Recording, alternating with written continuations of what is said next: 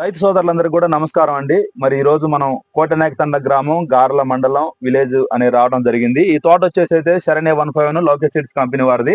తోట మీరు చూడొచ్చు, రైతు మాటల్లో కూడా మీరు వినొచ్చు. మీ పేరేం పేరు తమ్ముడు? ముఖ్య రాజేష్ అండి. ముఖ్య రాజేష్. మీకు తోట ఎలా అనిపించింది ఒకసారి చెప్పండి.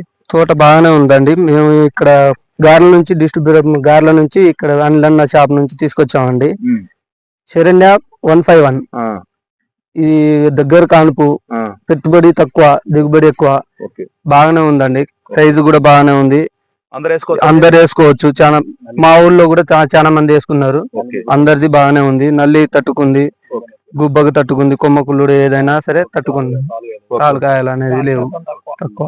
రైతు సోదరులందరూ ఒకసారి విన్నారు కదా మరి రైతు మాటల్లో. నాకు తోట బాగుందని చెప్తున్నారు. నల్లి తట్టుకుంది, గుబ్బ తట్టుకుంది, వైరస్ తట్టుకుంది, నాకు కాయ సైజు బాగుంది, రంగు బాగుందని చెప్తున్నారు. మరి పోయిన సంవత్సరం వేసిన తోట కంటే కూడా నాకు ఈ సంవత్సరం వేసుకున్నది బాగుందని చెప్తున్నారు. గార్ల అనిల్ అన్న దగ్గర తెచ్చుకున్నాను చెప్తున్నారు.